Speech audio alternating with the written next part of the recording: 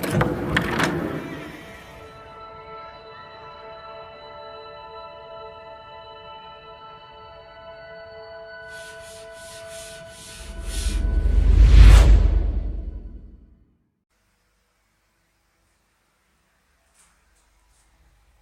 Everyone, I am Dhananjay from Dhananjay classes. My dear, आज इस video के माध्यम से हम लोग एक ऐसे आर्टिकल को डिस्कस करने जा रहे हैं जो बोर्ड एग्जामिनेशन के लिहाज से, जो कॉम्पिटिटिव एग्जामिनेशन के लिहाज से वेरी मच इंपॉर्टेंट है।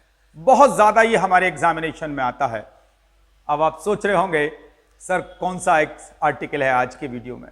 तो माय डियर, आज हम बात करेंगे आइसोस्टेयर्स यानी समविन्यासी के बारे में।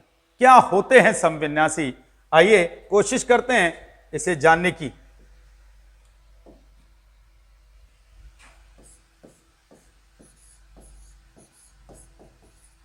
आइसोस्टेयर्स कहा जाता है इन्हें।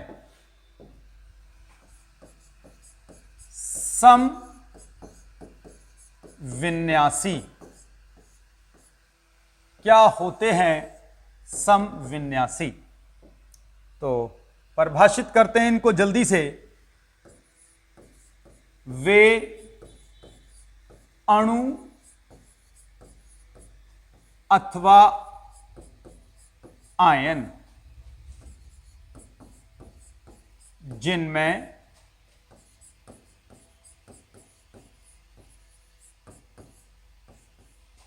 परमाणुओं की संख्या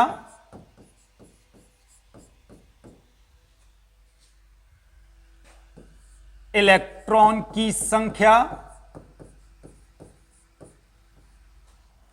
व उनकी व्यवस्था एक समान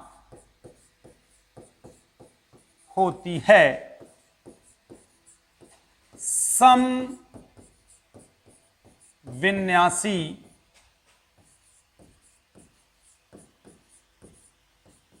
कहलाते हैं। तो हमसे कोई पूछता है sir what are isosteres? So isosteres are those species molecule or ion which have same number of atoms, same number of electron and same arrangement of electron. My dear, they are isosteres. अब आप कहेंगे sir बिना example के समझ में नहीं आएगी बात, तो क्यों ना एक एग्जाम्पल लेके अपनी बात को ज्यादा स्ट्रांगली समझते हैं। कौन कौन से एग्जाम्पल अब हम सीखेंगे इसमें? Like we can take nitrogen, we can take carbon monoxide, we can take a cyanide ion. So I will say that nitrogen, carbon monoxide and cyanide ion are the isosteres to each other. अब आप कहेंगे sir can you prove them that they are isosteres? Yes, I can prove. तो आइए कोशिश करते हैं अपन। सबसे पहले nitrogen atomic number 7, electronic configuration 2 and 5, carbon atomic number 6, electronic configuration 2 and 4, and oxygen atomic number 8, electronic configuration 2 and 6 according to the Bohr-Bury's law. My dear, अभी अपन ने बोर-बरी के अकॉर्डिंग इनके आउटर मोस्ट शेल के इलेक्ट्रॉन्स निकाल लिए हैं। Nitrogen की outer most में 5 इलेक्ट्रॉन हैं, कार्बन के आउटर मोस्ट में 4 इलेक्ट्रॉन हैं और ऑक्सीजन की आउटर मोस्ट में 6 इलेक्ट्रॉन हैं। And you know very well to design the Lewis structure we are needed the valency shell and its electron. तो आइए अब नाइट्रोजन मॉलिक्यूल को डिजाइन करेंगे। नाइट्रोजन लिख लेते हैं। इसमें भी इससे पहले एक काम और करते हैं, इनके इलेक्ट्रॉन को सिंबलिकली रिप्रेजेंट कर देते हैं। सपोज नाइट्रोजन के इलेक्ट्रॉन को अपन क्रॉस से, कार्बन के इलेक्ट्रॉन को अपन सर्किल से और ऑक्सीजन के इलेक्ट्रॉन को अपन ट्राइंगल सिंबल से इंडिकेट करेंगे। मान लेते हैं, आप अपने अनुसार कुछ और भी मान सकते हैं, ये कोई इशू नहीं है कि सर आपने यही सिंबल क्यों माने हैं। For the Lewis structure we are needed a special representation of electron, that's why I am putting here. तो आइए कोशिश करेंगे अब नाइट्रोजन को लेकर इस बात को समझने में। Nitrogen 2 atoms are there, you can see, और आउटर मोस्ट शेल के अंदर इलेक्ट्रॉन्स क्लियर विजिबल है माय डियर, 5 हैं। तो 5 electron, 1 2 and 3 4 and 5 electrons of first nitrogen and the 5 electrons of second nitrogen. You can see, यदि आपको Lewis structure बनाने नहीं आते हैं तो आप मेरे पिछले वीडियो में जाकर इन लुईस स्ट्रक्चर्स को कैसे डिजाइन करते हैं देख सकते हैं। लेकिन फिलहाल अपन बात करने जा रहे हैं आउटर मोस्ट शेल में नाइट्रोजन की आउटर मोस्ट में 5 इलेक्ट्रॉन है।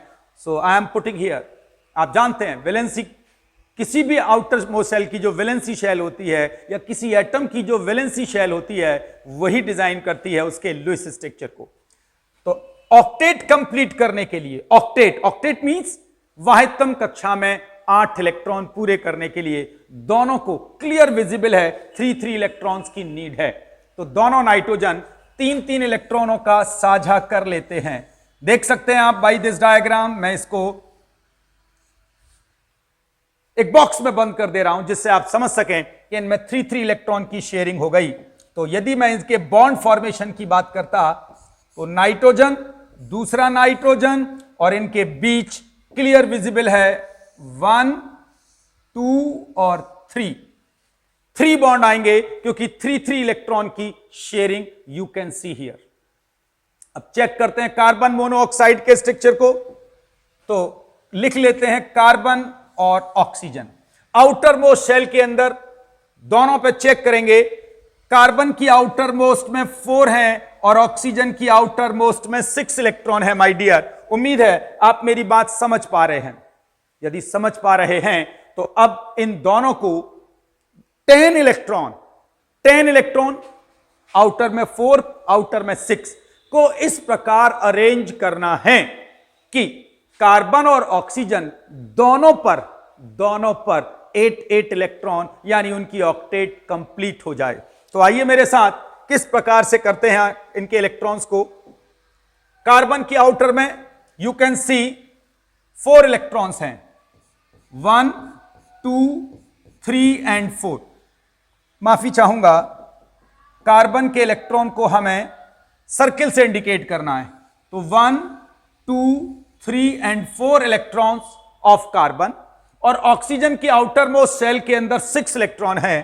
तो 6 इलेक्ट्रॉन डिजाइन करेंगे अपन, 1 2 3 4 5 and 6। Triangle are showing the electrons of oxygen. अब वापस चेक करें, यदि हम इनमें 3 इलेक्ट्रॉन की शेयरिंग को हाईलाइट कर दें लाइक दैट, तो आप देख सकते हैं अब ऑक्सीजन के पास 6 और 3 2 5 प्लस 3 की शेयरिंग 8 इलेक्ट्रॉन, और इस कार्बन पर करें 2 और 3 5 और 3, यानी इसके पास भी 8 इलेक्ट्रॉन कंप्लीट हो गए। और यदि हम इसका बॉन्ड स्ट्रक्चर डिजाइन करते तो बॉन्ड स्ट्रक्चर डिजाइन होता माय डियर कुछ ऐसे, कार्बन और ऑक्सीजन और इनके बीच again I have to write triple bond. तो कार्बन और ऑक्सीजन के बीच हमने ट्रिपल बॉन्ड बनाया। क्यों बनाया? क्योंकि 3 इलेक्ट्रॉन की शेयरिंग हुई। बच्चा सर अब साइनाइड को और शो कर दीजिए आप। तो आइए, कार्बन नाइट्रोजन आउटर मोस्ट को चेक करें। कार्बन के इलेक्ट्रॉन 4 हैं और हमें ऑक्सीजन के अकॉर्डिंग कार्बन के इलेक्ट्रॉन को हमें सर्किल से इंडिकेट करना पड़ेगा और ऑक्सीजन के इलेक्ट्रॉन को ट्राइंगल से हमें डिजाइन करना पड़ेगा। Is that clear? तो कम विद मी, ऑक्सीजन के पास, कार्बन के पास 4 इलेक्ट्रॉन लिखिए, 1 2 3 और 4। नाइट्रोजन के पास हमें इलेक्ट्रॉन रखने होंगे 5 इलेक्ट्रॉन, और वो इलेक्ट्रॉन क्रॉस से आएंगे। तो 1 2 3 4 and 5 इलेक्ट्रॉन, ये हमारी नाइट्रोजन के इलेक्ट्रॉन है।